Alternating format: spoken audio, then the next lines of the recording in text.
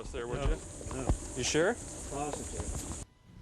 Well, you can't blame him. What he just asked for is very naughty and very illegal. Good evening, everyone. I'm Liz Quirantes. I'm Kurt Fonger. Indecent exposure, deviant behavior, perverted public propositions. No, it's not happening at an X-rated club. It's right out in open at parks and beaches where you and your children play. News 12's Jana Eschbach joins us live with this disturbing I-Team hidden camera investigation. Jana.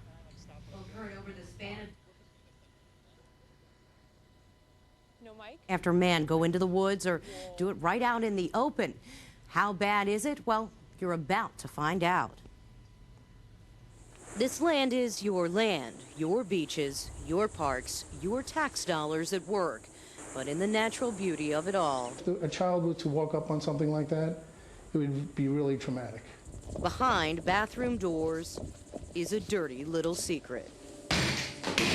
They're not here. These public lands are also magnets for sexual deviants. They tell me that it's a sickness. Men looking for men and young teens to fondle.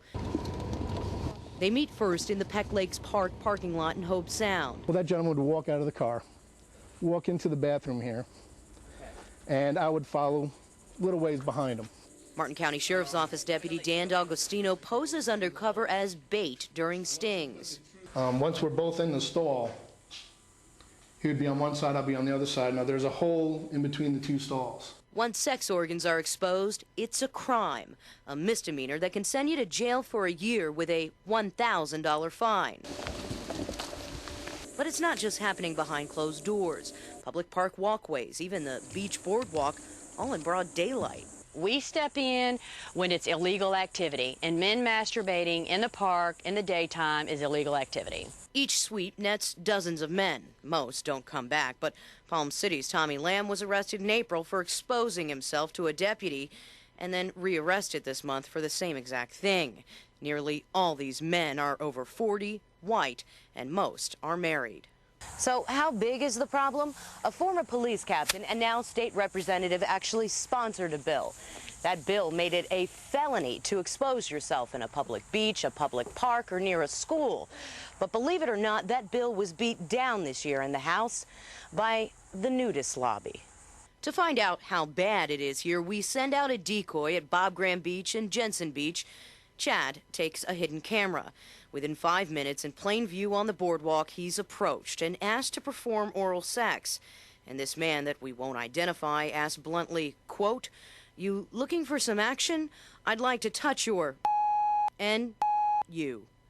Chad identifies himself as part of a News 12 crew, and his new friend runs off before I get called in. 5 minutes later, another man takes off his shirt and asks if Chad will perform a sex act on him. And then I confront our friend with a camera. Want to say anything to us there, would No. you? No. You sure? Positive. Well, I mean, what were you just asking me for? I don't know. What were we just talking about? I don't know. Yes, sir. What was that about? Yeah. Why would you ask him to perform oral sex? I did ask you that. We could sit Chad out here all day, but 2 and 10 minutes, you get the picture. And you wouldn't want to walk up on any of this. That's why the Sheriff's Office is strongly working the parks and the beaches, where a lot of families would come to spend time with their young kids.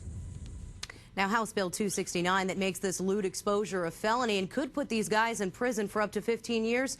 Well, that bill failed after a nudist lobbyist feared it would infringe on their rights. And on the second part of our special report, Sex, Secrets, and Lies, tomorrow night at 11, legislators and the governor weigh in on taking back our parks from these deviants. It's a push for public decency in public parks. And guys, I have got to tell you that what you just saw on the air is nothing compared to what we saw out there, what we heard. Absolutely disgusting. And what was going on behind your camera while you were trying to shoot? Absolutely. These people have no regard for the families that are there, and I'll tell you what, not something you'd want to stumble up on if you're there with your kids. We'll look forward to part 2 tomorrow night. Thanks, guys. Jana, thank you.